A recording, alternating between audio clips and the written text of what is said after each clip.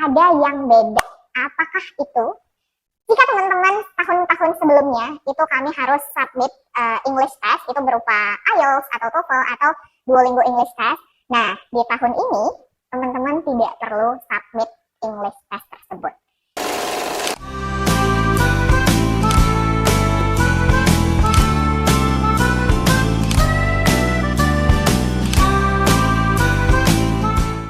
Tapi sebelum itu, untuk mendukung aku agar lebih semangat untuk terus membuat video-video informatif lainnya, jangan lupa kalian untuk subscribe, kemudian like, comment, dan share sebanyak-banyaknya video ini. Dan tonton juga video-video lainnya ya. Sekarang kita akan bahas lebih lanjut tentang kapan sih prosesnya akan dijalankan gitu ya. Apa saja sih timeline dari program IMAP ini? Untuk program IMAP 2026, pendaftarannya itu dibuka dari tanggal 25 Mei sampai dengan 21 Juni 2026. Terasa sangat lama gitu ya, tapi sebenarnya waktu terus berjalan dan kita nggak sadar gitu. Jadi it's better to prepare as soon as possible. Kalau bisa terutama teman-teman persiapkan dulu esai dan juga recommendation letter yang tentunya itu membutuhkan keterlibatan orang-orang lain yang teman-teman percaya memberikan rekomendasi ke teman-teman gitu ya. Nah, jadi dan juga tentunya perlu mempersiapkan CV yang bagus untuk bisa submit aplikasinya.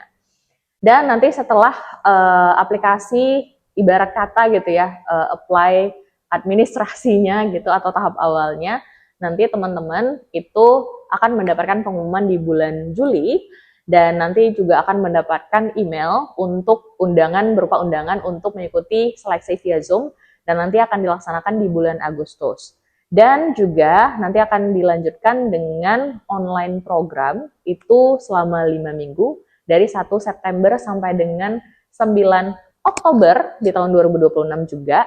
Dan kemudian juga kunjungan dari participants Indonesia ke Australia di tanggal 17 Oktober sampai dengan 1 November. Dan terakhir adalah kunjungan dari teman-teman Australia menuju Indonesia di tanggal 28 November sampai dengan 13 Desember. Teman-teman, selanjutnya kita akan bahas salah satu step yang paling penting dari proses aplikasi program IMAP, yaitu melihat bagaimana sih bentuk dari application form-nya. Jadi, mari kita breakdown isi formulirnya supaya teman-teman lebih baik dalam mempersiapkan apa yang harus diisi, apa yang harus disubmit, sehingga preparation-nya itu lebih matang gitu ya. Nah, aku juga sudah mempersiapkan. Nah, iPadku nanti layarnya akan kutampilkan di samping, jreng gitu ya. Nah, pertama akan masuk ke link yang sudah aku share sebelumnya untuk masuk ke web pendaftaran IMAP di tahun 2026 ini ya, di Deakin University. Nah, nanti teman-teman akan melihat bentuk layarnya seperti ini. Dan pastikan juga teman-teman nanti akan membaca seluruh informasi yang ada di layarnya terlebih dahulu gitu ya. Nah, di sini ada penjelasan terkait dengan program IMAP-nya, kemudian juga topik-topik yang ada di program IMAP, kemudian komponen dari online learning komponen, kemudian juga site visit, dan detail-detail dari seluruh programnya. Nah, teman-teman bisa langsung klik di apply for the program ya. Nanti akan keluar langsung seperti ini. Loading ya, teman-teman. Nah, dia akan muncul seperti ini. Nah, nanti teman-teman bisa dicek langsung dan dipastikan bahwa you are a Muslim, age between 23 and 40, kemudian juga a citizen or permanent resident of Australia or Indonesia, dan juga bisa berbahasa Inggris gitu ya. Dan di sini sudah clear bahwa teman-teman harus mempersiapkan kurikulum vitae, kemudian juga leadership statement atau essay gitu ya, recent photograph atau foto terbaru, dan juga 2 reference letters untuk mendukung aplikasinya. Dan di sini udah ada detail-detailnya. Nah, di tahap ini teman-teman yang perlu diisi adalah berupa profil teman-teman, yaitu kayak full name, kemudian nickname, gender, dan juga ini data-data tentang teman-teman ya, bisa dilihat di sini mobile number, kemudian alamat, dan juga English kompetensi. Nah, English kompetensi ini adalah siapa yang akan mengukur itu adalah teman-teman sendiri. Jadi kalau teman-teman merasa bahwa bahasa Inggrisnya tuh cukup bagus, cukup well communicative gitu ya, itu boleh diisi advance, atau kalau dirasa agak kurang sedikit mungkin boleh diisi intermediate, tapi dipastikan bahwa isi menurut keyakinan teman-teman dalam mengukur kemampuan bahasa Inggris diri sendiri. Selanjutnya, kalau teman-teman sudah mengisi profile, itu masuk ke highest level of education completed. Nah, dipastikan bahwa yang diisi di sini itu juga sesuai dengan apa yang teman-teman tuliskan itu di CV. Jadi supaya nggak akan membingungkan para asesornya gitu ya. Nah, di sini ditanya university, kemudian field of study, highest qualification, dan juga nanti teman-teman perlu mengisi year of completion. Next, kita akan lanjut ke current employment ya. Nah, di sini teman-teman itu perlu mengisi position atau job title, kemudian organization name atau nama lembaga tempat teman-teman bekerja, dan juga employment sektornya ada apakah di pemerintahan, apakah di NGO, atau di akademik, atau lain-lainnya gitu ya.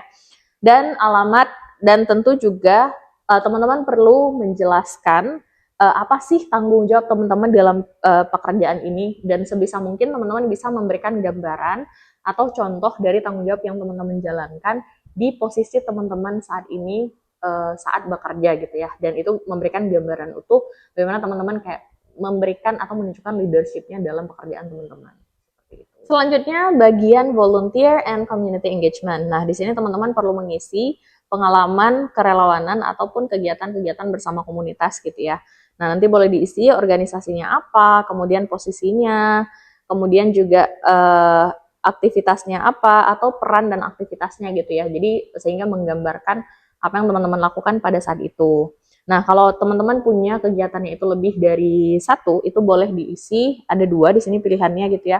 Tapi nanti lebih, kalau misalnya lebih banyak dari itu, teman-teman juga boleh input di CV gitu.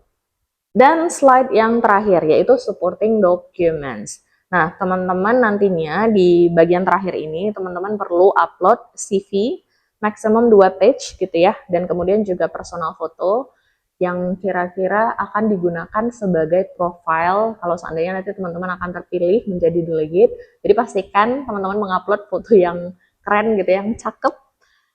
Jadi nanti akan bagus ketika menjadi delegate gitu ya, ketika dipublish di web atau dimanapun.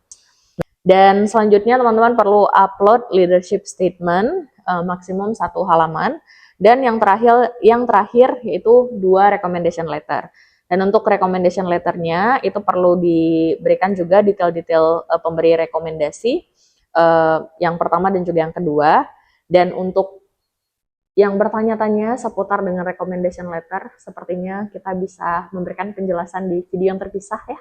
Dan nanti juga aku akan memberikan contoh bagaimana recommendation letter yang aku gunakan dulu ketika mendaftar program IMED.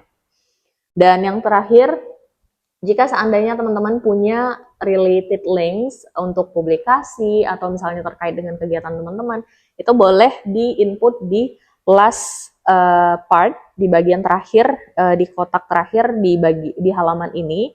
Nantinya teman-teman bisa di-kopas linknya di situ, itu bisa membantu memberikan gambaran atau portofolionya teman-teman terkait apa yang sudah dilakukan, kemudian juga memberikan gambaran teman-teman itu leader yang seperti apa, sehingga mana tahu itu menjadi supporting penilaian gitu ya, yang bisa memberikan nilai tambah agar teman-teman bisa terpilih menjadi delegate INET 2026.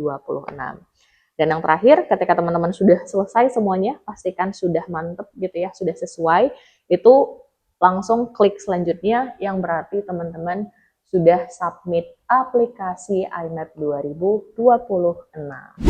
Itu. Nah, itu dia teman-teman, kita udah bahas banyak banget dari apa itu program INET, kemudian juga apa yang menjadi perbedaan di INET 2026, kemudian juga timelinenya, dan breakdown formulir dari aplikasinya.